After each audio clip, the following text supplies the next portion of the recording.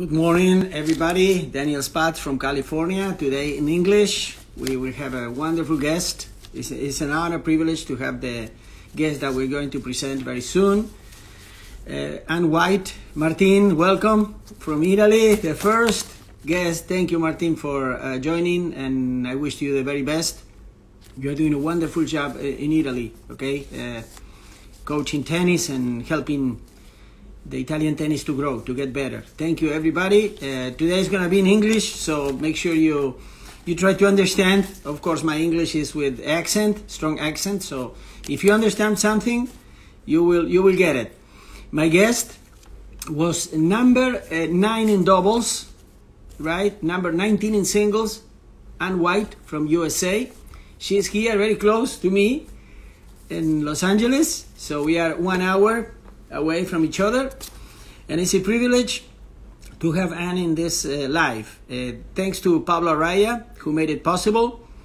He joined Anne's academy club in Beverly Hills Country Club, where Anne is the tennis director. So thanks, Pablo. Anne, you're there, so I'm gonna give you the welcome for all the Latin American and European community. They're gonna be able to learn from you, to listen to you, and to have a great time, great moment. So I'm looking forward to give Anne the welcoming. And right there, let me just send the invitation. Yeah, and send me the request, please, and I will give you the welcome. You send me the request. Mario Rincon, big hug for you, Mario. I hope you're doing well, family, everybody's well. Today is a Women's Day for Daniel Spatz Lives, because I have now Anne White, and then I will have Florencia Labat from Argentina, former top player from that country. So I love to interview, all different players, different times, former players, current players, coaches, physios, psychologists, and yeah. So let me. It says unable to join. So send me please the request to be live, because I can't welcome you because it says unable to join when I'm looking at the list. Let me find out. There you go. Successful sent. You will soon get my invitation. So as you guys know, these interviews are going later on my YouTube channel, so you can watch it anytime, anywhere. Even this is wonderful because this is like a podcast. You can listen to like a radio show. Yeah, I sent to you the invitation, and right now, and you should get it. Tito Vasquez. Hi, Tito. Welcome. Thank you for joining us. I'm waiting for Anne to get live.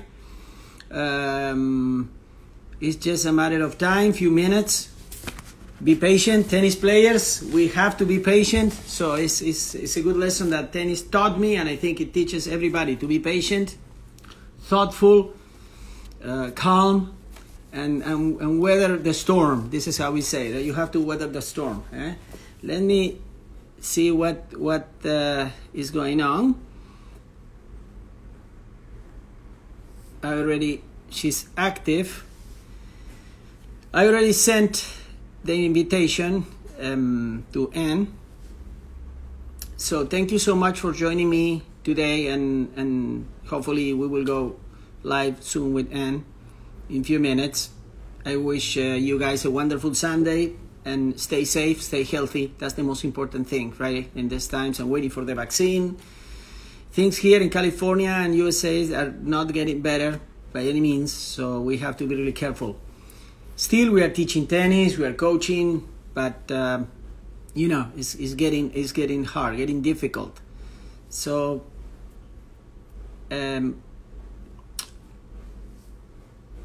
let me see. I'm gonna try to find. Okay, I sent already an invitation. Oh, Anne, how are you?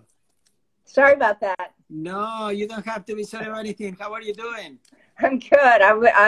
For some reason I couldn't get on my laptop, so I'm on my good old cell phone. So this will have to Yeah, it's easier sometimes. How Yeah, are you doing? I'm great. Thank you.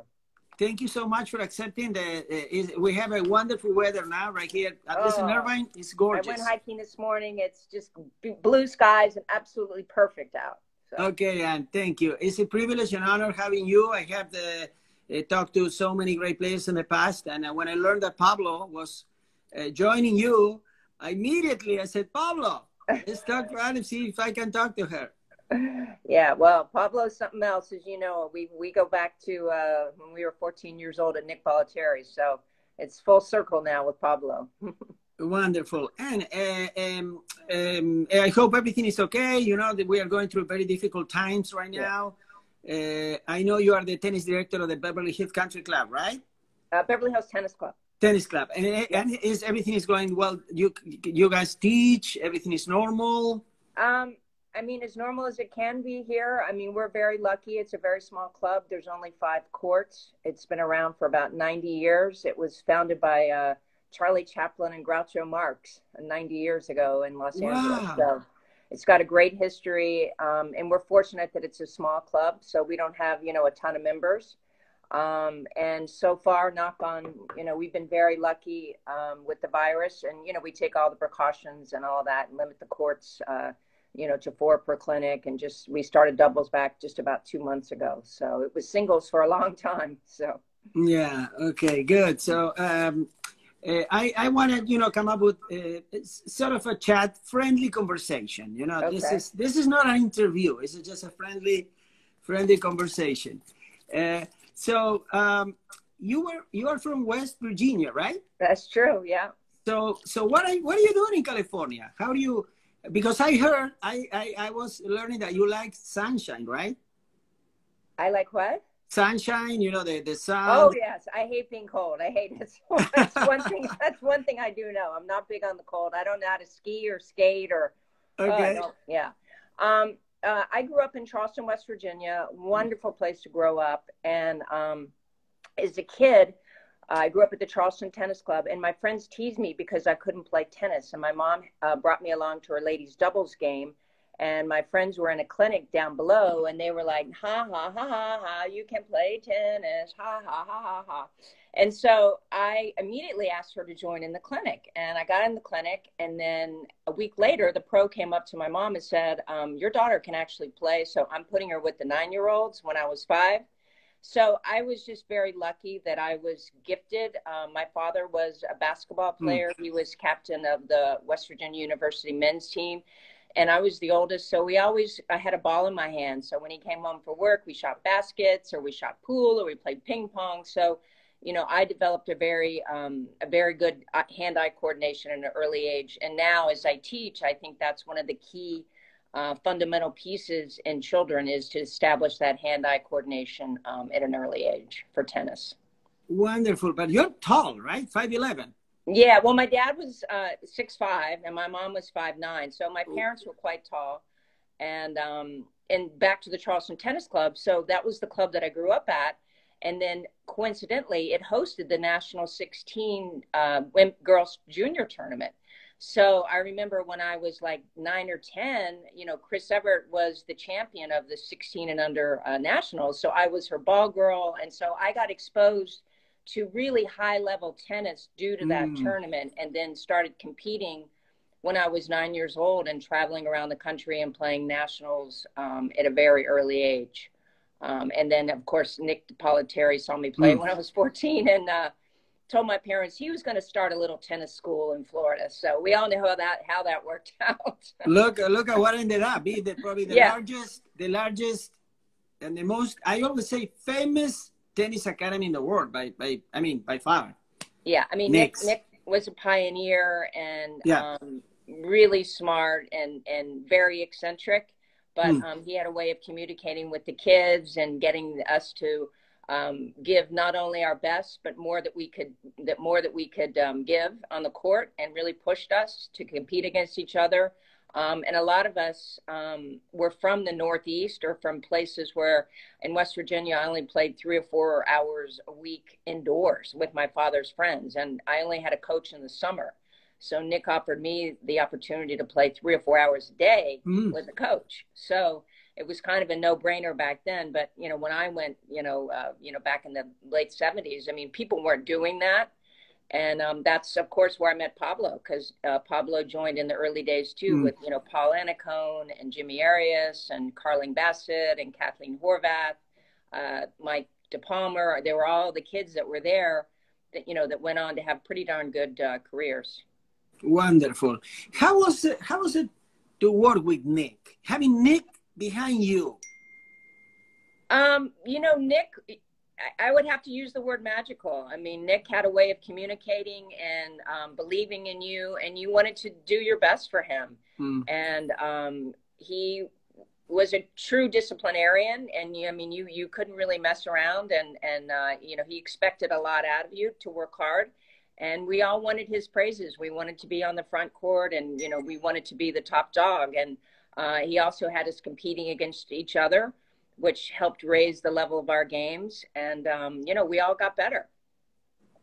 So back then, he was well known in my country, Argentina, for the killer forehand, big forehand. So yeah, all we knew about Nick's students, big forehand.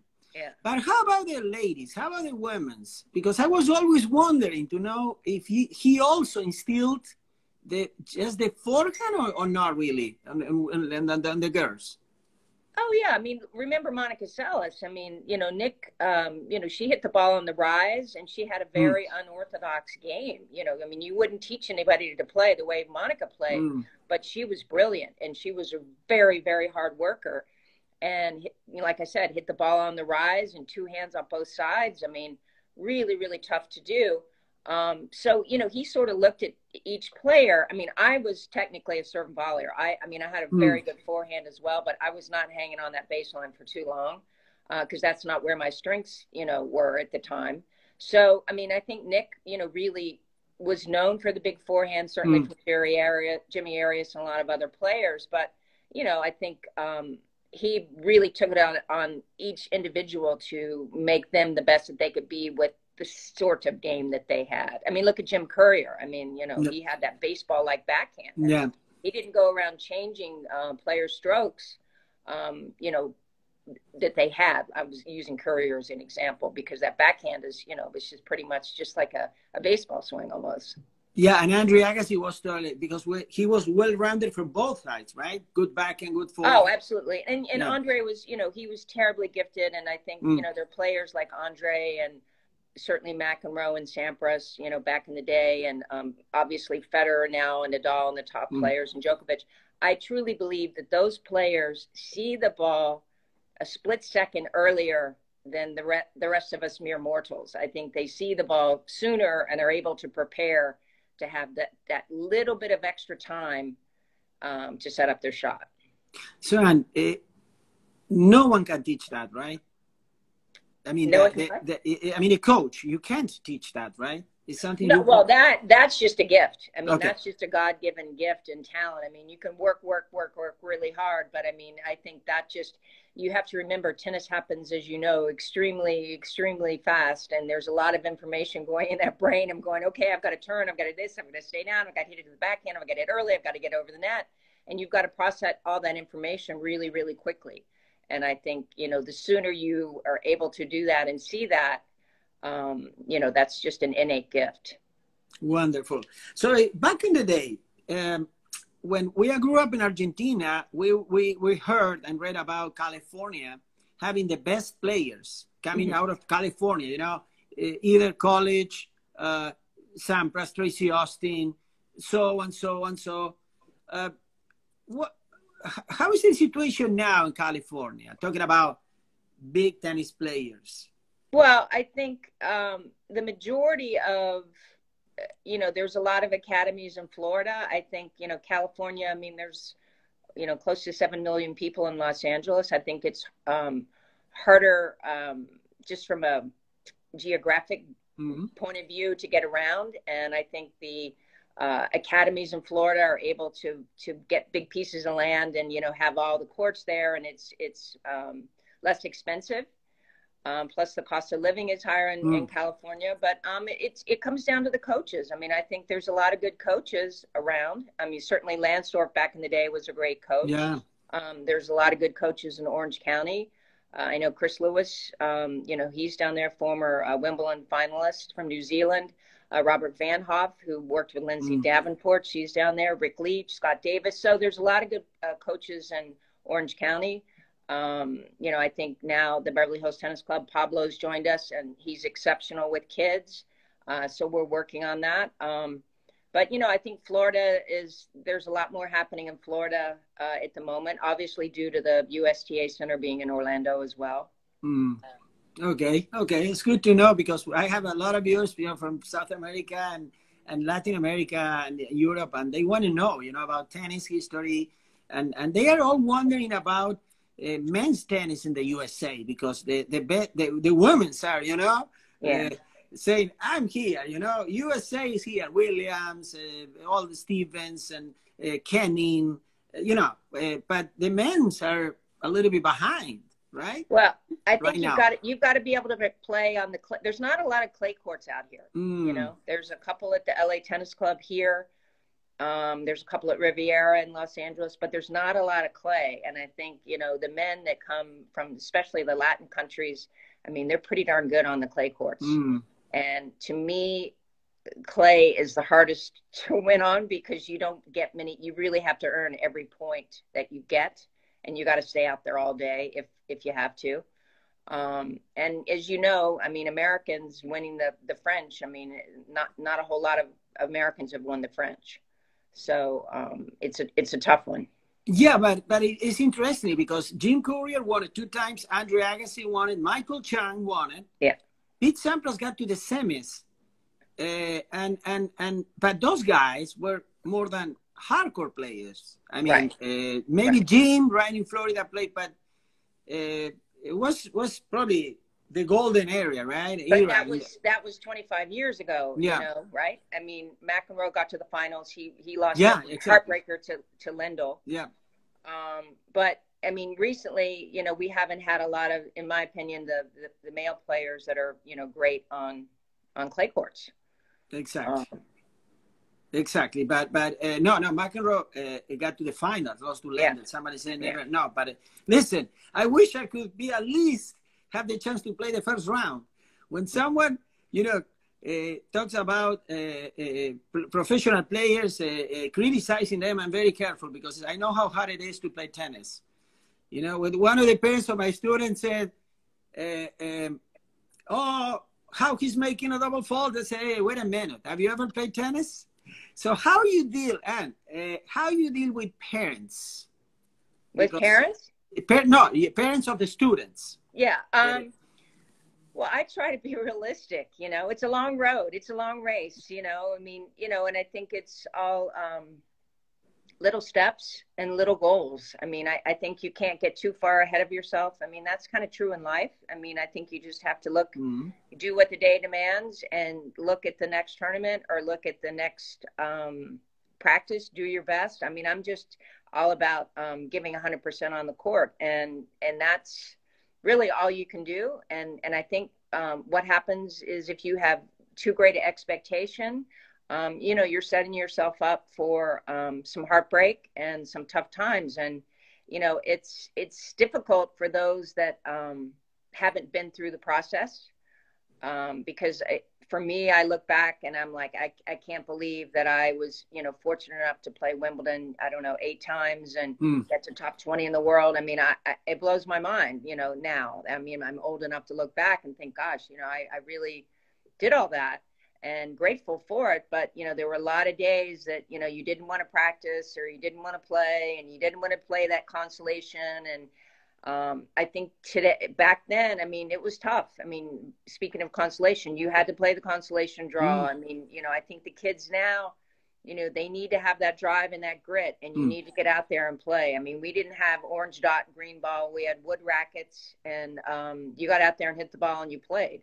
And I think that is part of it. I think you've got to work hard and have that drive to really be successful. Okay. And do you really think that teaching kids with the small rackets, the colorful balls, what is going on lately, compared with the times that we learned with a good racket, the heavy rackets, the normal balls, what is your point about it? What is your opinion about that? Do you think this lighter equipment will make better players for the future? I think it's a good teaching tool, to make it standard for getting to the next level. I mean, I think it allows, it was kind of like the introduction of the Prince racket. It allowed the really bad club player to be able to sort of play. And I think it's the same with kids now. It allows kids that aren't very good sort of to be able to play. The ones that want to play are going to play. But I think it's a good teaching tool. I don't like to hold kids back. I don't like to have them have to do something if they are better than that. It's like in school. You don't put the really super smart kids with the kids that are struggling. You want them to excel, and you keep pushing them forward. So I'm not a fan of holding kids back. So some kids need that to be able to gain that skill. And again, it comes back to being realistic. I mean, are you just playing and trying to learn the game so you have a social game of tennis for your life? Or are you playing that maybe you want to try to play on your high school team? Or are you playing to play college? So again, you've got to be realistic on, where you want, tennis to fit in your life. Fantastic. I totally agree as a coach. Sometimes I see kids are really good and play 10 and unders with the green dot. Yeah. And I don't think it's going to, honestly, to me, it's wasted time for them. Well, and also with the dimensions of the court, I mean, I always joke and I say, can you imagine tennis? I play a little bit of golf, and I said, can you imagine a tennis court if we had hazards like sand traps and water, on the tennis court? At least when you play tennis, no matter where you are in the world, the dimensions are always the same on the court.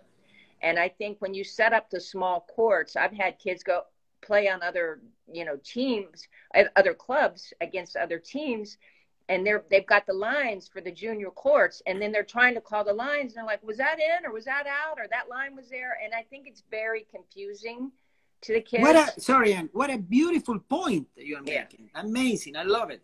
Go ahead. So, I want to, I slowly bring the kids along so that they, because we only have 5 courts. We don't have our courts taped off for the junior courts. And I use the orange balls and the green dots to help them progress, when they're 5 and 6 years old. But, as soon as they can play with the yellow balls, I want them to understand the dimensions of the court, where you play defense, where you play offense, where you are in accordance to the net, etc. And so to me, that's the most important thing. You were a fantastic serve and volley player. You were, I said to the audience, you were number 9 in doubles, number 9 in the world, 19 in singles, which was wonderful. Thank you. No, it's what it was. Let me ask you this. Do you think feel the serve and volley game, the style, is dead or not? We will see in the future, especially, I'm talking about women's tennis.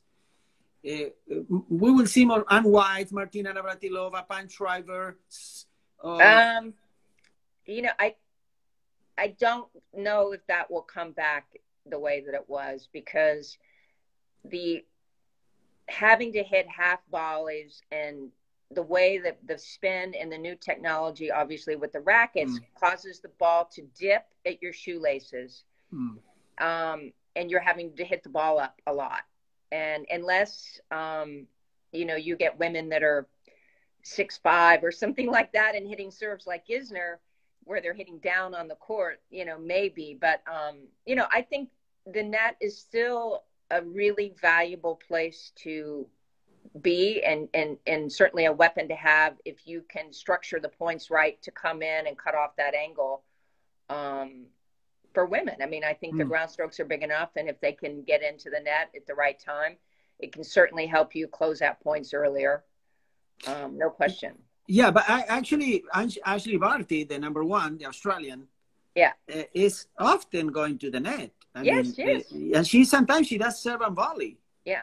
Yeah. I mean, I think Venus Williams, she has tremendous volleys. I mean, you know, Serena unfortunately has a great swing volley. She's not quite as technically sound and doesn't move as well to the volley. But if she volleyed like Venus, I mean, it would make life a lot easier for her, in my opinion. Do you still, or your staff, tennis staff, your coaches are working in volleys daily with the junior players? You love to do it? Oh yes, I always work on the volley. I mean, the volley, the drop. I mean, the drop shot. You know, which was one of my favorite shots as well to bring the person in. I mean, we're seeing the drop shot come back into play a lot more. I think on the pro level. So, you know, I think it's important. As I like to tell my kids, you know, I want you to have as many tools in your tool belt as you possibly can. And there are times you're going to have to hit that volley, and if that person's off to the side of the court, you need to be able to make that shot. So, you know, I definitely think it's for an all-rounded game. You need a good volley. You're one of the best. So I'm listening and learning from the best. What give us some secrets about Daniel. This is the secret to have a good volley, and also a good overhead smash. Very underrated. Yeah. And a stroke that I don't see in academies practice enough. The overhead smash. Well, I think with the volley, I'm big on the shoulder turns and the legs, you know, and then, you know, visualizing that the ball is in front of you. You have to, I mean, I'm a big proponent of visualizing where you want to hit the ball every time, and using strong legs and shoulder turn. And then also use targets all the time on the court. So you're always pushing to that target where you want the ball to go. But I think, you know, to me, the shoulder turn is really undervalued in terms of where you want that ball to go. And, you know, a firm grip. And when I teach the volley, I'm like, this is as tight and as you're going to hold the racket, I think, in any shot is on the volley. Okay. How about swinging volleys? And because it's swinging volleys, you know, I mean, again, you've got to turn really well, and you want the ball out in front. You know, you don't want to let the ball drop too low, and you need to know where you are in the court. And to me, so much of it is player has to know what they're comfortable with, because when it's crunch time and you're out on the court and your swing volleys like marginal, you know, you got to say, look, if you need to go comfortable with your best shot, you know, and maybe that's a block volley back and not the swing volley. But if you have a good swing volley, I mean, Serena has a great swing volley. She's confident on that shot, I think. But, you know, some players don't have the greatest swing volleys. I mean, I certainly think it's more of a women's shot than a men's shot. Okay. And what would you say is the best volleyer right now in the men's tennis? In women's tennis? Both, women's and men's. Well, I mean, I think Federer, I mean, I think he's unbelievable. You know, in women's, you know, I like Venus's volleys a lot. I think she volleys really, really well. Okay, fantastic. And also, something very, I think one of the skills that I think we should practice more is the approach, right? The approach shot. Oh, with these big Western grips, I mean, I'm big on the slice.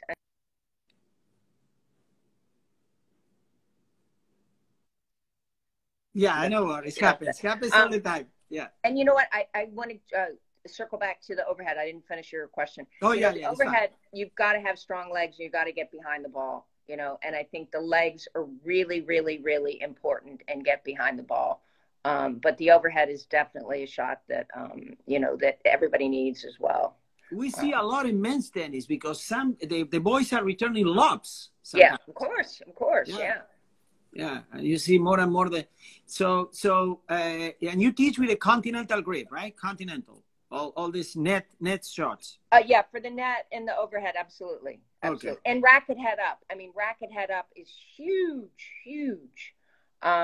remind me. I'll send you a picture of me when I was 16 with a Jack Kramer hitting I a will love forehand it. volley. So you'll see my forehand volley. I had that at an early age, and might be one of my best shots. But I remember one of my coaches tied a shoelace to the top of the racket, and I had a wristband and wrapped that around my wrist because I kept dropping my racket head on my volley. So I think the other important thing on the volley is you've got to keep that racket head up. It's really, really important. But back to the slice. I mean, the slice, I think I'm always working on that with the kids too, because like I said before, with these big extreme Western grips, they hate low balls. Yeah. You know?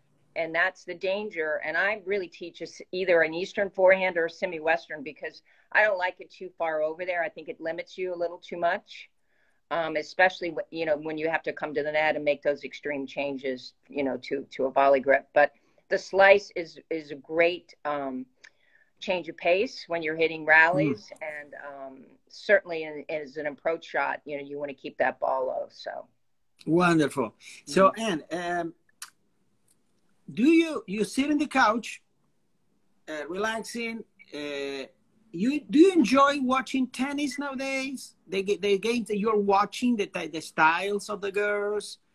How do you?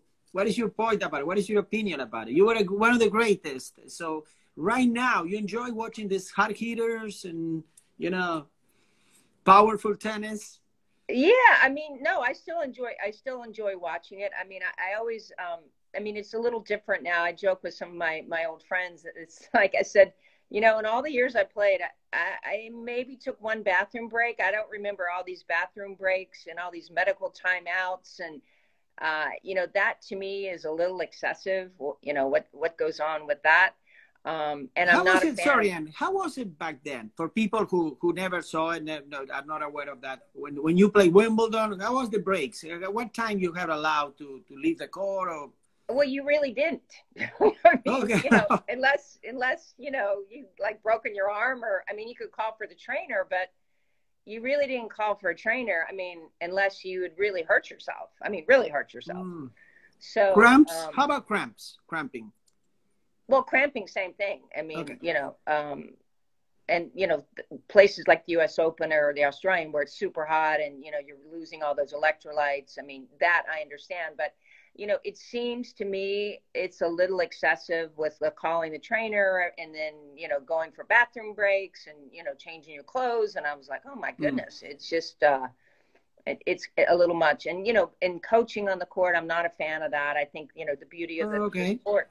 The beauty of the sport is get out there and figure it out, you know, and yeah, coaches are going to try to coach from the stands and, you know, play charades and give hand signals, but that's been going on since the dark ages, and that'll continue to go on. And, you know, it's really about the battle of, you know, one person against another, or if you're playing doubles, you know, one team against the other.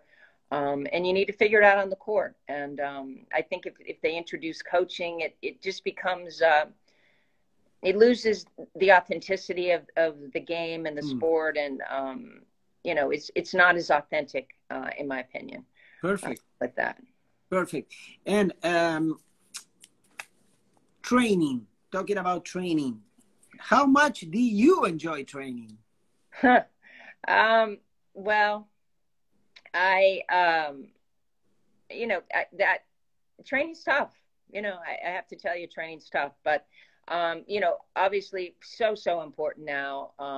You know, you've got to put your time in the gym or the track or running stairs. And I mean, running stairs is like the greatest thing for your overhead ever, and your serve for your legs. And, you know, it's just all the players are that much stronger and fitter, and you've got to keep up to be able to do that. So it's a must. It's a big must. How many hours you used to train?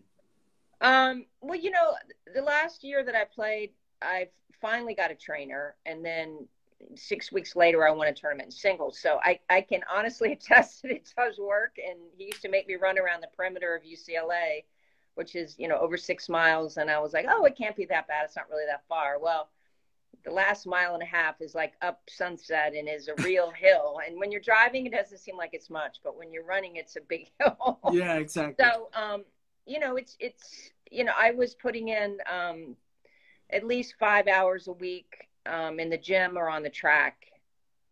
Plus, you know, probably close to 3 hours on the court a day. So, you know, an hour and a half to 2 hours in the morning. So, you know, a lot. And I know players now, and again, there's a fine balance between overdoing it and getting yourself injured too. So I think the players now are really smart to have, you know, these trainers with them to push them, but also to make sure that they don't injure themselves, because it's very, you know, easy to do all this stuff and then, you know, injure yourself too. I have two questions that I'm always asked. People are asking me, but I wanna ask you. I have, let's say, I come to your place. I said, and I have a 10-year-old, number 10 in California, or 12-year-old girl. How many hours she should train a week? You know, I think 4 or 5 days a week to start out. I mean, to me, the number one word is fun. And tennis has got to be fun at that age. And to me, it's about building some sort of foundation for them and letting them have fun and see the improvement within themselves so that they want to continue. Very few kids really have, you know, that gift and that intensity to really push at that early age. And, you know, a lot of more kids burn out than you can ever imagine. So you've got to be careful with that. So, you know, I like to have fun on the court where the kids, you know, obviously are building their tennis game, but they're also making friendships with other kids and enjoying coming to the tennis club and building community there, and maybe going in the pool after, having lunch. So it becomes a whole afternoon of something. Not just, you know, intense tennis, because as I said earlier, it's a long, long road. Absolutely. Another question, and private lessons versus group lessons. What is your point? What is your take? Well, I think both are great. I mean, we just started the junior clinics back, Pablo and I did at the club 2 weeks ago. And, you know, I try to group the kids together in terms of ability and then in terms of age, so it's fun for them. And I think private lessons are great, but you also need group lessons to, again, encourage more court time and more fun time, but also quietly building their game without kind of them even realizing it. And then, you know, slowly get into match play and all that. Perfect. Going back to your tennis life, right now you see players having coach, physios, psychologist, agent, therapist, someone who's carrying the passport, the other one the tennis bag, the other one the bottle jar. Oh my goodness, like an entourage of the top players, of course. Yeah. You were a top player, how was back in your day your team around? How many people around and wide? Well, I mean, last year that I played, I worked with John Lloyd, who was great, and he was coaching me. And you know, I didn't have a huge team. You know, I mean, okay. I think you know, occasionally, you know, Nick May would be there at some of my professional tournaments, and then my first coach, who I'd started with, came to a few tournaments a few times. I would have a coach with me, but I didn't, I don't know. I probably should have had more people around me. I didn't want to have, it just felt weird having all those people around.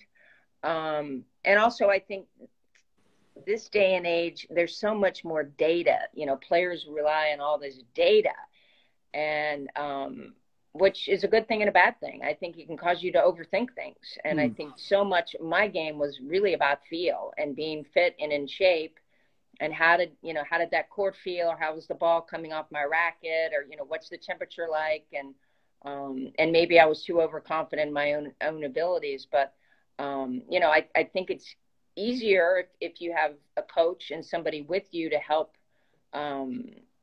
keep you prepared for every match, because, you know, you're basically a traveling circus playing and having to play in different conditions and different courts and different time zones and weather.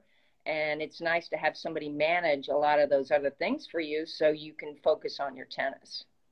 You have people from Netherlands watching you, from Argentina, Mexico, Peru, Chile. Yeah, Well, so I'm very honored. Italy, Thank you. Thank you Spain. very much. No, I know the audience, so they come and go. So, greetings from Amsterdam. Look, Patricia. Oh, good. So, from Germany. From Germany. Look at that. Oh, thank Oh, you. there you go. I tell you.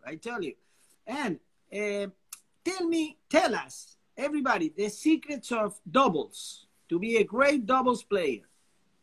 Well, Even we have some club players so watching us, so they want to learn. Don't They lose want to your learn serve. from the best. You know, to me, doubles is first serve in and making those returns.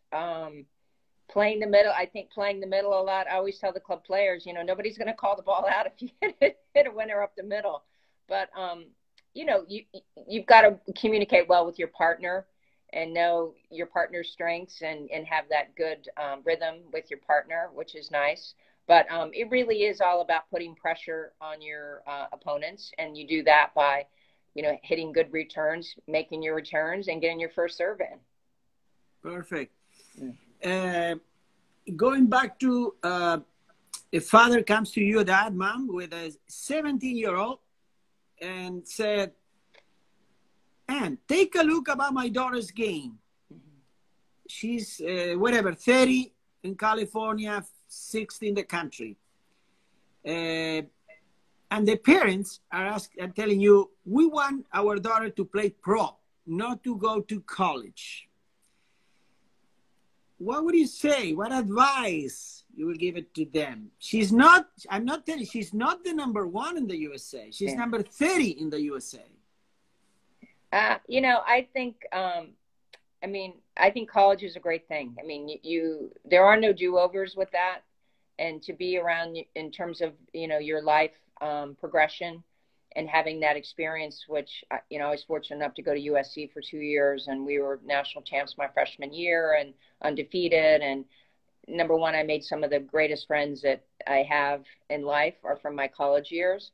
And it was a wonderful experience. And it also got me to build my game. And had I turned pro instead of going to college, I don't think I would have done as well, because it's the maturity that you need to get out there and be on the circuit is huge. And it's tough. I mean, you're traveling around the world, and it certainly wasn't glamorous back when I played, and it really isn't glamorous now traveling as much as people think it is. And I think it can hurt you. I mean, I think you can go play, work on your game, and then nobody can take a college degree away from you. And I think you can wait a year or two, play some pro tournaments on the side, and then see if that's really for you. So I would say no. I'm a big fan of, you know, going to school and, you know, playing it out a little bit. We have one of the best coaches in Latin America watching us, Tito Vasquez, Modesto Vasquez. He was a USCLA player. He played in the tour, Davis Cup captain for Argentina. He's saying hi to you from Argentina. Hello. Tito, yeah, it was a great, he loved California. So, tell us about, I mean, going back to Grand Slams. You watching your results, right? Semis, French Open, doubles, US Open, right? Yeah, semifinals of both of those, yeah. Yeah, but overall, your favorite Grand Slam, the one that you couldn't wait to play. I mean, I love the French. I mean, you know, I should have had my best results at Wimbledon for my game, but I didn't. It was always cold, and everybody was so uptight there, and I just never played well at Wimbledon. I got the quarterfinals of mixed doubles with Elliot Telcher. And other than that, I just never played well at Wimbledon, which is unfortunate. But the French I loved. I mean, I love Paris. I mean, I was off going to the Louvre, or the Jeu de Paume Museum, which had all the Impressionist art. I was out sightseeing, and I love the French and their attitude and the sophistication of the tournament. And for some reason, you know, I got to the round of 16 of singles there, which was a miracle one year, and then the semifinals of doubles. But and then the US Open I liked a lot. I mean, the US Open with the night matches, I mean, it is just such a reflection of that city and America. And the passion that's around tennis and the people that love it and the planes flying overhead. I mean, it's definitely a carnival-like atmosphere there, but it really brings out the best in you and in the fight there. And, you know, I, of course, being an American, loved playing in New York as well. The Australian, not so much. It's too far away. Okay, okay. Have you ever gone back? Have you ever returned to the... Look at Tito is asking. Did she go to the chess castle? He's asking Tito one question. Can you read the question? Shay Castle. What is Castel? I don't Restaurant? know. He lived in England, so also in the past. Look, they're asking us from Germany. Do you play if you play a tournament in Germany? I played in Berlin. I played. I think one of my first tournaments I played is in Berlin, and lost first round. Did not play well there, and then but I've been to Baden-Baden, and I love Baden-Baden. I didn't play tennis there, but I went to the Black Forest, and I loved Germany. And my mother's half German, so I'm actually quarter German. So wonderful. Yeah. He's asking Tito, best nightclub in Paris. Oh my gosh, where did we go with it? The Metro or something? There wasn't the Metro or something like that in Paris. So how about that life off the court? Because I heard, you know, have you watched the Netflix documentary about Villas, Guillermo Villas? I haven't yet. I haven't. No. Okay. Everybody talks about the rock stars. You know, Villas, Gerulaitis, McEnroe, Borg. Back then, you know, Connors. These guys were special. Yeah. So, and the women's too, Navratilova, Creasy, people that you play with, the group that you were into it. So, how is it now? I mean, don't you think it's too friendly? Sometimes they said it's too friendly now. Federer, Djokovic, Nadal, everybody loves each other. Looks like, how do you see this differences? Well, I mean, you know, you're still competing. I mean, and still competitors, but you know, I think there's just respect. I think there's such, you know, certain players. I mean, you have respect for players, and as a professional, it's really important to have that. And you know, I'd say 95% of the players out there have respect for one another, and I think that's really healthy and important. And then there's certain players that you're friendly with and you go out, you know, hanging out with or night clubbing or whatever. And there are others that just don't do that, you know, so. Yeah, it looks like everybody has their own work. So you also, besides your tennis career, your coaching job, you are also an entrepreneur. You were a producer, right? Of a very, very good... Please tell us. Because a lot of people, they have no idea about that, and it's a wonderful story.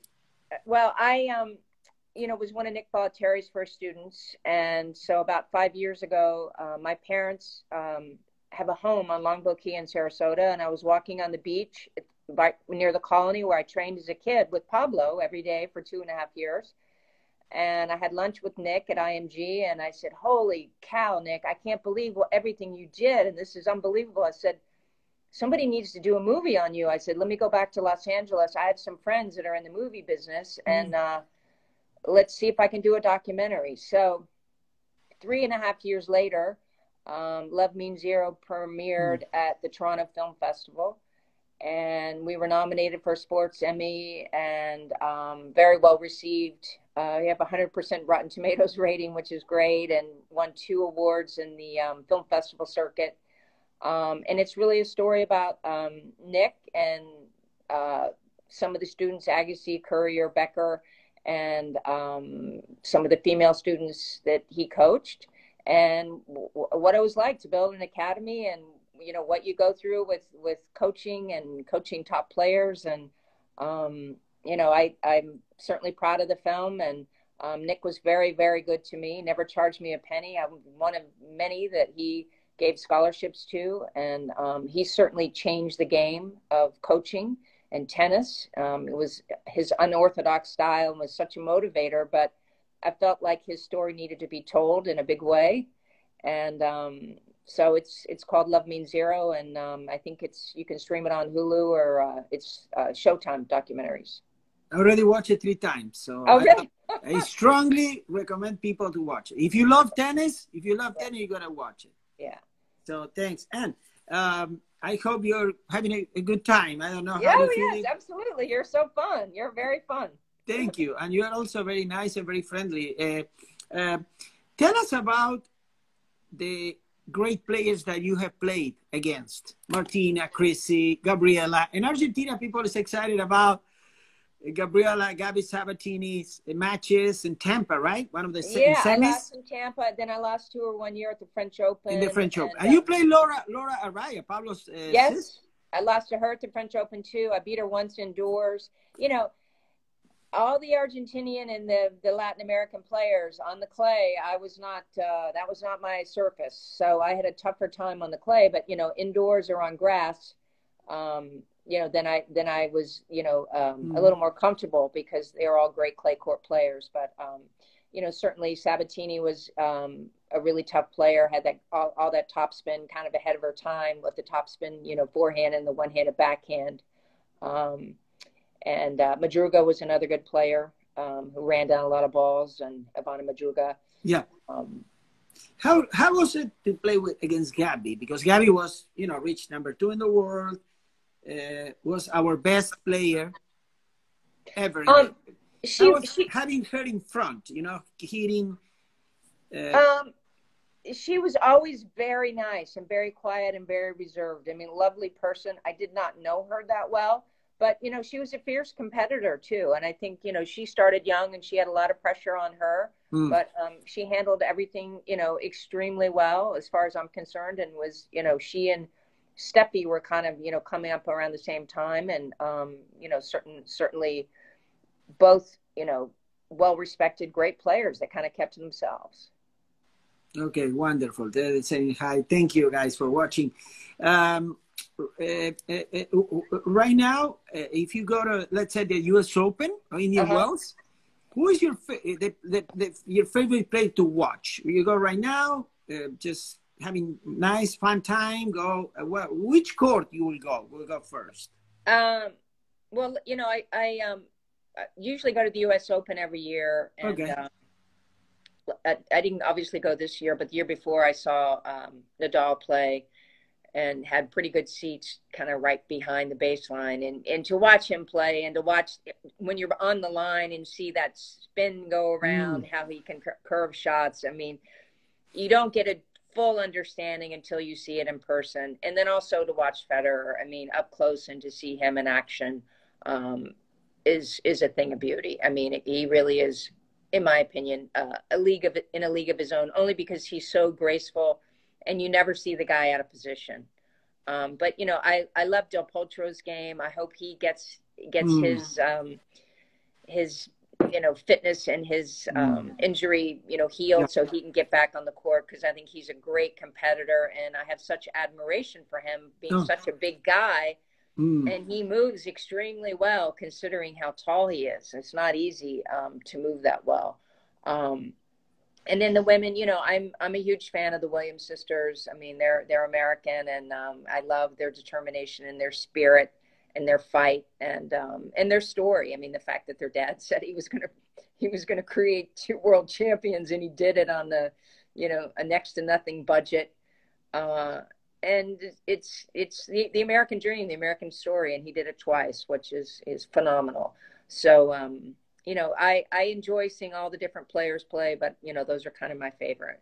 But I heard that Serena is your favorite, right? Serena Williams is. Yeah, I like Serena.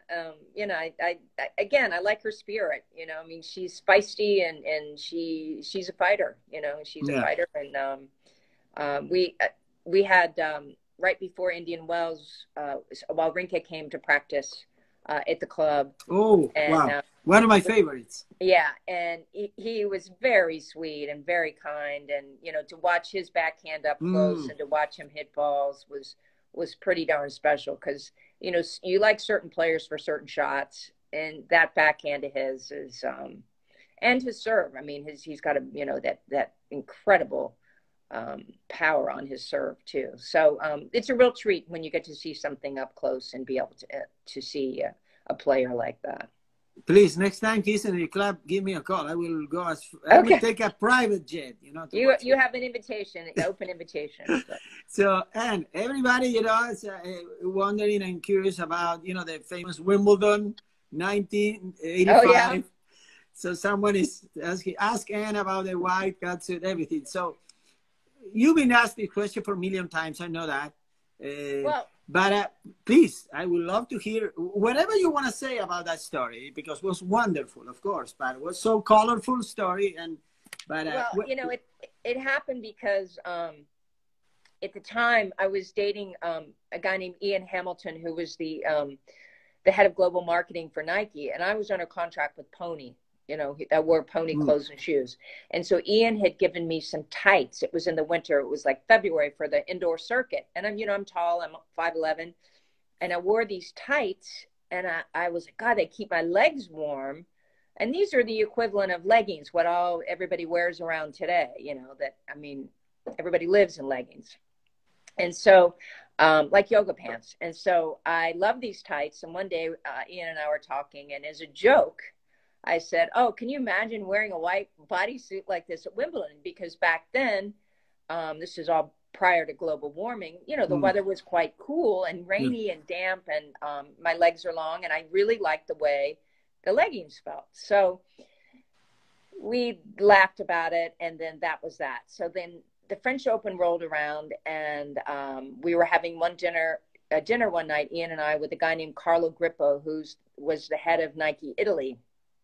And he said, I'll get it made for you. I'll have it made. Oh, I have it made. And then I'll ship it to you in London. And I was like, okay, that sounds good. And I mean, this was 1985, you know, pre-cell phones and all of that. So lo and behold, Carlo said he would have it made at this factory and mail it to me in my flat in London. So I have to play Pam Shriver the first round.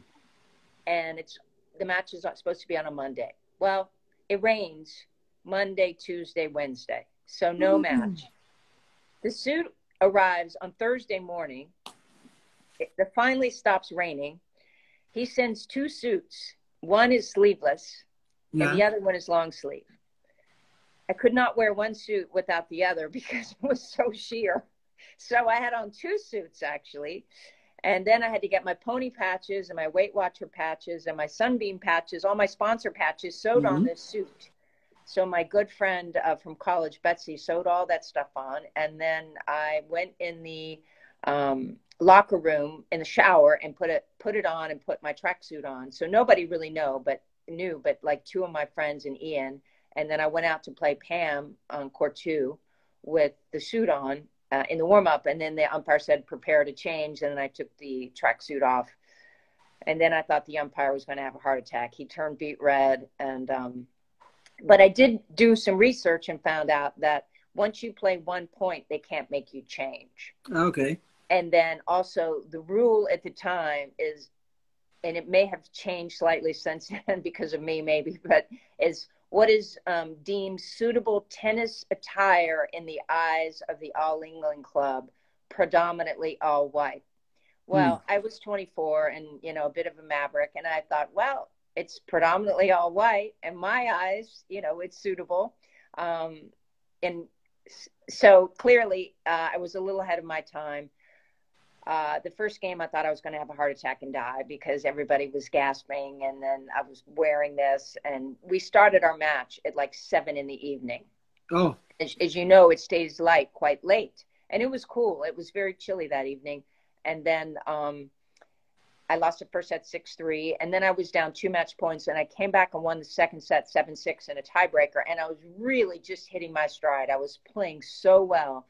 And then it was just after 9, Alan Mills walks over to the court and he calls the match. He said, due to darkness. And then he says to me, he goes, okay, you and I he says, we need to go have a little talk. And so at that moment, I thought, oh boy, I'm going to be kicked out of Wimbledon, you know, for the rest of my life. And, you know, this, I'm going to get a big fine and be in Wimbledon jail. This is not going to be good. So he basically said, we have to ask you not to wear that again. You need to Mm. wear suitable tennis attire. So the How next was, day, I'm sorry, how was your reaction when you well, immediate reaction? my immediate reaction was I didn't want to get in trouble. I'd Mm. made my point, and part of it was it was fashion and function. I believe in the tights. I mean, I wear tights all the time to play tennis, and now to hike in. I mean, again, I'm tall. I like to keep my legs warm. I think you see now in this day and age how people wear tights all the time. Back then, players hadn't thought about wearing clothing, especially tennis players, to increase their performance. So now, players will do anything to get an advantage and maybe possibly prevent an injury. And so I had made my point. I had and still have enormous respect for Wimbledon and everything it represents. And I did not want to, like I said, be banned from Yeah. the club from forever and all the rest. And I was going to respect what they had to say. So the next day I wore just a traditional skirt and top by Pony. And then I lost 6-3 in the third. And it was even colder the next day. I mean, it was freezing. I remember I was like, oh my God, of all days not to be able to wear this was the day. So, so that's what happened. And, cut back to 2 years ago when Serena wore it at the French. Yes. I mean, now I look at it and I'm like, look, this is, one of the greatest athletes ever to play any sport. And why should she be told what she can wear to work? Mm. And also, she had a serious health injury. I mean, that's a whole different level. And that's not cool for somebody to tell somebody that they couldn't wear that. Now, in my opinion, if that had been Sharapova or somebody else wearing that outfit, I'm not so sure it would have been banned. It's a good point. What a wonderful story. Wonderful story. It was a little verbose. Sorry about that. I know it's a little long, but. No, I love it. I love, and I always tell my guests, talk openly. I mean, and express yourself. This is, as I said before, this is like a friendly conversation. And to a couple more minutes, and I'm really enjoying it so much. Thank you once again. What is your any dreams for the future? Any tennis achieving? Let's say you get a phone call tomorrow from a agent that said, "I have a player. I want you to coach and travel 30 weeks a year all over the world." Would you accept that offer? You know what? I'm a big. I love what I do now. I work with great kids. It's so rewarding. I never thought I would coach or be doing this. And it's turned out to be incredibly rewarding and fun. And to have, I mean, I was lucky in life to get pretty good at one thing, which is hitting a tennis ball. And to be able to share that gift with my students and especially the children and to see their faces light up like Christmas trees, you can't put a price on that. Yeah. It's amazing. And in terms of travel, I don't know. I've done so much traveling my entire life. I'll never say never, but right now I'm pretty darn happy. So. And training a 16-year-old 3 hours a day. I mean, or not really. You enjoy more coaching little ones. What do you? No, I mean I have all different ages. Okay. Listen, I'm old school. I'm like, get on that jump rope. Back in the day, it was like I was 800 jump ropes a night. I mean, that's what I did, 800 jump ropes. So, I like instilling these rituals for these kids that they do. And, it's a long road. And I think, if they can have these short-term little goals of being able to play on their team and to enhance their life, I mean, that's wonderful. I mean, very few kids make it to the top level. Yeah. But if a kid gets a college scholarship or somehow it enhances their life and I've been able to help them do that, then, that's a pretty cool thing. I remember at one point in the movie Love Means Zero, Nick says, what do I care about? He says, did I help you in life? Did I help the kids in life?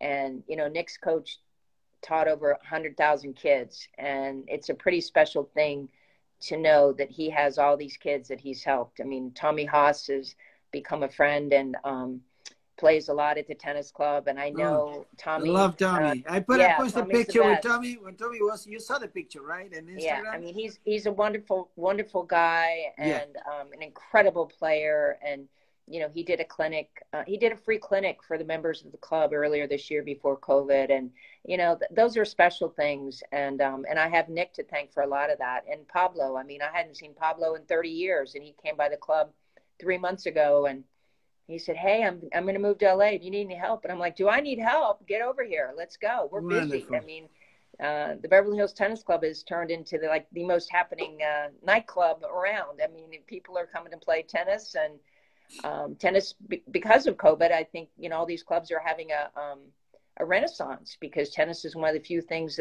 that people can do, and that it's safe. And it also builds community and friendship. And this time in our lives, I think we want to be connected more than ever in this digital age. And tennis is providing that connection that people desperately crave. And it's a wonderful thing. And I'm just happy to be a part of it. Okay, and wonderful. And last question, and I'll let you go and enjoy your beautiful Sunday. Mm-hmm. The biggest achievement on your tennis life that you will never forget? Or maybe more than one, of course. Well, one is I won 3 gold balls in one day. USTA, I don't know if you know the USTA gold balls you get when you win a national title. So I won 3 in one day. And it was on my parents' 27th wedding anniversary, which was nice. In Pittsburgh, I won and it was on clay, of all things. Wow. The singles and the doubles and the mixed doubles, and the U.S. amateur clay courts. So I won 3 gold balls in one day, which was amazing. And then, you know, playing, back in the day, we had Whiteman Cup where we played for the United States. I got to play in that at Royal Albert Hall, which was a real treat. And where we beat England. And then I played again in America at William and Mary, where we won again. So that, you know, playing with the flag on my skirt, I mean, that sort of changed things a little bit. I was like trying extra hard when I knew that I was playing for my country. So those 2 things were great. And honestly, winning a tournament in singles, I'd sort of set a goal that, you know, people kept saying that I was just a doubles player. And, you know, I won 8 tournaments with 6 different partners, and that I wasn't a good singles player. And, for me, I needed to prove a point that, I could play singles and I could win a tournament. So when I won a singles tournament, I was like, I can do it. So that was a big personal achievement for me. So. And you were 19 in the world. Come on. Yeah. I mean, I did okay. Oh, come on. How about the other mortals? I did all right. Wonderful. And thank you so much. And the last one, have you ever gone to South America? Visited South America? I have not. And this you should go. I know. I love the spirit of the people, you know, the passion and the warmth that they all exude. I mean, I have a ton of friends, and certainly, you know, Pablo is a kindred spirit and a dear friend. And, you know, that passion is contagious. And, you know, I hope to visit there one day very soon. Hopefully, and now people is getting to know you, so they will love. Actually, think about clinics teaching the South Americans how to volley well. Oh yeah, I could do that. And drop shot. I have a good backhand drop shot. Drop shot, overheads. Yeah. There you go. I would love it. Thank you so much. I had a blast. A real pleasure. Have a great day. Thank you, Anna. And this interview will be uploaded in my YouTube channel. So you will be there forever. All right. Well, please, I hope you'll come by the club and visit Pablo and I and say hi in person. Okay. I will love it. And I can't wait to. And I have look, let me show you this before I leave. Look, all I learned about your life, but I couldn't ask you even half of the questions. Because I wanted to let you talk. Oh, well, hopefully I didn't talk too much, but thank you. It was a real pleasure, and I hope your viewers enjoyed it as well. So I love it. Thank you, and thank you everybody, and I hope I see you soon. And all right, bye, Daniel. See you. Take care. Bye, guys.